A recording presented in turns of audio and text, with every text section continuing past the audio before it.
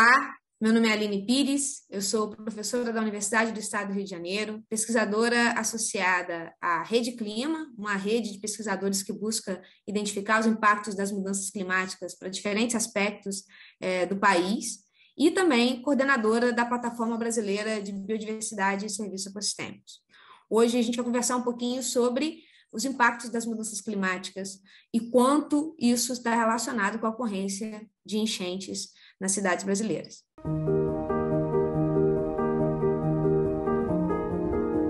O que a gente entende como mudanças climáticas é essa mudança na ocorrência de eventos que caracterizam o clima pretérito, né? Então, quando a gente observa eventos como esse que ocorreram em Petrópolis, e a gente relaciona isso com as mudanças climáticas, a gente espera, na verdade, que esse tipo de evento ele se torne cada vez mais frequente, né? Essa é a expectativa do que a gente espera, não é em relação a um desejo em si. Na verdade, a maior parte dos estudos acadêmicos apontam para um aumento na ocorrência desse tipo de evento extremo. O relatório recente do IPCC, né, que traz um pouco essa estimativa no grupo de trabalho 1, que tenta caracterizar o clima futuro para que a gente consiga estabelecer as estratégias que necessitam ser estabelecidas para criar condições de adaptação às mudanças climáticas, aponta que na região sudeste do Brasil, por exemplo, esses eventos extremos de precipitação vão se tornar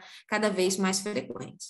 Então, a gente sai de uma lógica de como lidar com as mudanças climáticas, que por muito tempo estava focada em tentar evitar que a mudança climática ocorresse, ou seja, tentando diminuir a emissão de gases de efeito estufa ou reduzir a quantidade de gases de efeito estufa na atmosfera, né, o que a gente chama de mitigação climática. Por muito tempo a gente focou nesse tipo de estratégia. Vamos tentar evitar as mudanças climáticas. Hoje, além dessas medidas, e dada a velocidade com que as mudanças climáticas ocorrem, a gente já precisa criar estratégias para lidar com os impactos que são inevitáveis das mudanças climáticas. E nesse sentido, a ocorrência de eventos extremos de precipitação que levam às enchentes, como observado, infelizmente, em Petrópolis, em fevereiro e março, vão se tornar cada vez mais frequentes, principalmente se nenhuma medida relacionada à gestão urbana for tomada.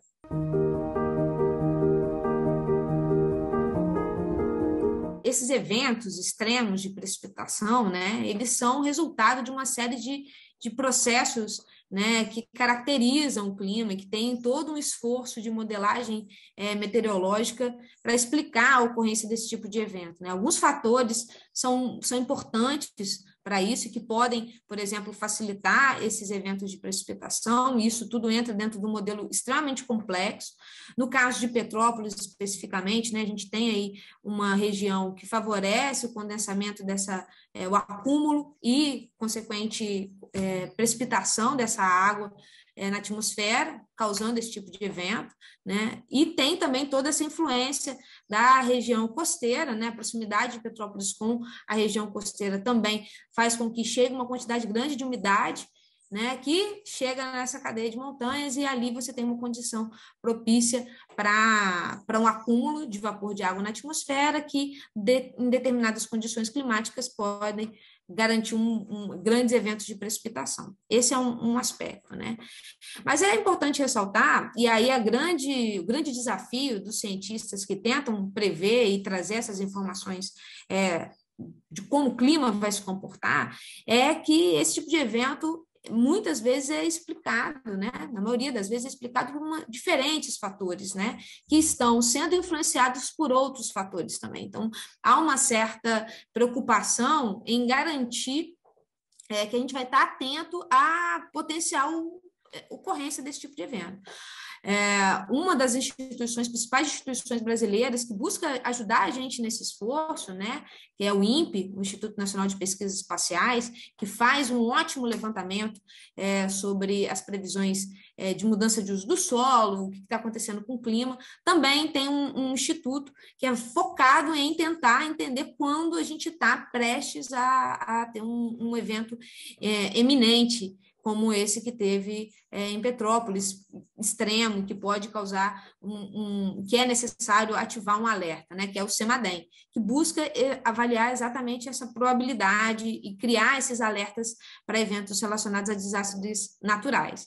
Então, existe todo um corpo técnico-científico no país de excelência que está combinando esses diferentes fatores, né, tentando entender isso, mapear isso no contexto nacional, para dar as informações necessárias para que as ações sejam tomadas e evite que esses eventos extremos causem grandes estragos para o país. Então, é um esforço que é necessário, e a importância desse tipo de instituição é fundamental para garantir que toda essa complexidade, todos esses fatores que interagem o tempo todo, é difícil definir quais deles apenas justificam isso, estão interagindo num dado momento para que a gente esteja alerta com a chegada desse tipo de evento.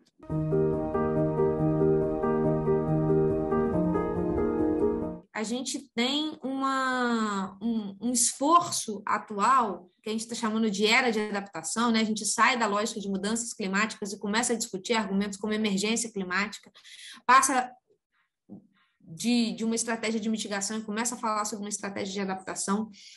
E como a gente pode fazer isso, né? Muitos dos documentos, e um documento que eu recomendo muito a leitura, é um documento de 2012 do painel intergovernamental de mudanças climáticas, que fala especificamente sobre a adaptação climática. Como é que a gente vai preparar as cidades para lidar com esses eventos que são inevitáveis nesse momento e garantir que a gente vai combinar estratégias para que eles se tornem menos frequentes à medida que o tempo passa, né?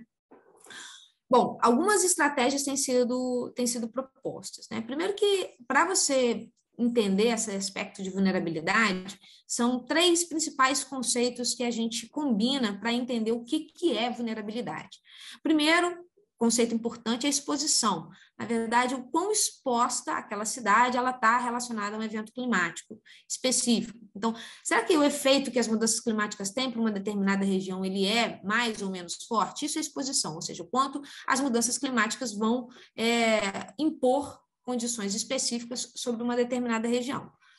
Bom, o outro conceito que se relaciona a isso é o quão sensível esse sistema ele é ou não. Na verdade, se as mudanças climáticas atuam sobre um determinado sistema, mas, na verdade, esse sistema ele é resistente minimamente para que essa exposição ela não se torne tão drástica, ou cause um impacto tão grande, está tudo certo, né? Então, medir esse balanço entre o quanto que é a disposição das mudanças climáticas e o quanto esse sistema é sensível é onde a gente consegue entender o impacto que as mudanças climáticas vão ter. Agora, como é que a gente vai lidar com esse impacto? Depende dessa capacidade adaptativa, né, que é esse terceiro conceito importante para a gente entender o que é vulnerabilidade. Então, se você tem um grande impacto e tem uma baixa capacidade adaptativa, a gente está falando de um sistema muito vulnerável.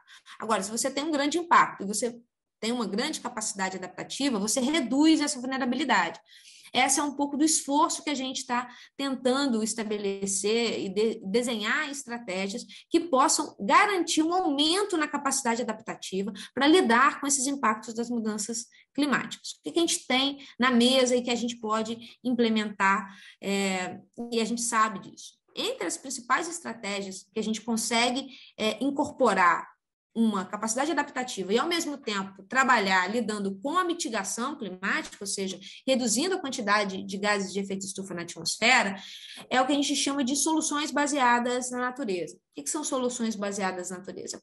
É utilizar a própria biodiversidade, a natureza, como uma estratégia de adaptação e mitigação climática. Então, quando a gente coloca uma floresta numa região e substitui, por exemplo, uma praça numa cidade que tem o solo totalmente impermeável por um parque que garante um aumento na permeabilidade do solo, que garante uma diminuição na ocorrência de ilhas de calor, a gente está falando em tornar aquele espaço mais adaptado a eventos climáticos extremos, né? Isso vai fazer com que a gente tenha uma diminuição no pico de enchentes. Diversos trabalhos já trazem o potencial das soluções baseadas na natureza para diminuir a ocorrência de picos de enchente das cidades. Alguns estudos apontam também que ele é extremamente efetivo em reduzir a ocorrência de ilhas de calor. Isso tudo conjuntamente, ou seja, lidando com os impactos, funcionando como uma estratégia adaptativa, mas também trabalhando na mitigação climática, porque ao inserir áreas verdes nas cidades, a gente também está tirando carbono da atmosfera através da fotossíntese que as plantas fazem. Então, isso tudo atua de forma conjunta, fazendo mitigação e fazendo adaptação.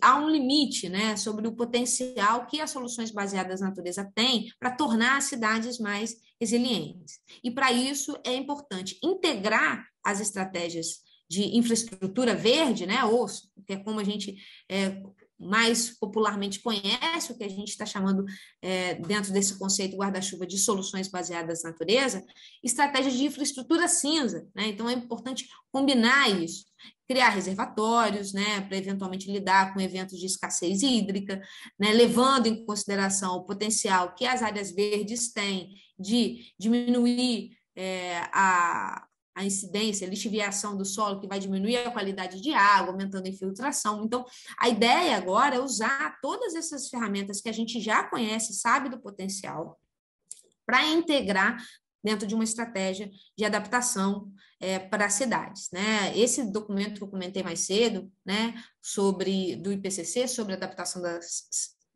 cidades da América Latina às mudanças climáticas, estimam gastos em torno de 12 a 14 bilhões de dólares por ano para a adaptação das cidades, né? A gente pode usar estratégias de soluções baseadas na natureza para diminuir extensivamente esse custo. É um relatório que eu tive a oportunidade de participar no meio do ano, que integra o painel intergovernamental de biodiversidade e serviços ecossistêmicos e o painel intergovernamental de mudanças climáticas, aponta que as soluções baseadas na natureza são opções onde a gente tem ganho de muitos lados, né?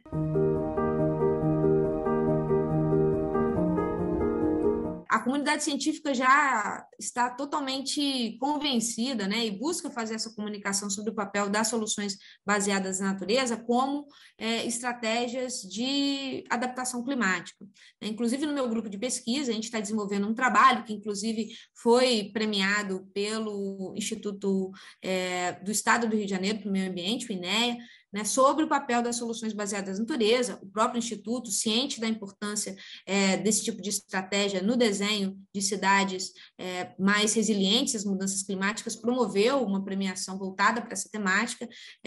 Felizmente, a gente teve a oportunidade de participar dessa premiação e ser premiado, né, a partir do trabalho da Estela Manes, uma aluna de doutorado que está desenvolvendo a sua tese nessa temática, onde a gente aponta, né, que a regeneração natural pode ser uma das principais estratégias, né, a regeneração natural como uma estratégia de restauração florestal no estado do Rio de Janeiro, pode ser bastante efetiva para minimizar os riscos de enchente, né? Esse esforço é um esforço de modelagem espacial, a gente usou um programa específico para trazer isso, e revelou que usar a estratégia que já está sendo pensada pelos tomadores de decisão, né, que estão dentro do INEA, a equipe técnica do INEA, trazendo essa estratégia essa negociação de como restaurar o estado do Rio de Janeiro, através de técnicas distintas, regeneração natural, restauração ativa, a gente consegue gerar também, diminuir,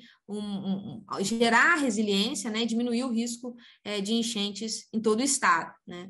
A gente fez uma comparação de diferentes cenários e a gente viu que, na verdade, existem cenários custos efetivos, onde a gente, além da prevenção da enchente, a gente consegue adicionar uma série de outros benefícios com um baixo custo. Então, a gente já sabe o potencial das soluções baseadas na natureza para garantir resiliência, a gente já sabe que ela é custo-efetiva e existe uma série de outros benefícios que a gente pode extrair desse tipo de estratégia, inclusive desenhando estratégias para o estado do Rio de Janeiro. Então, a gente já sabe desses caminhos, o que resta agora é a vontade política de implementar esse tipo de estratégia para a gente se valer desses benefícios.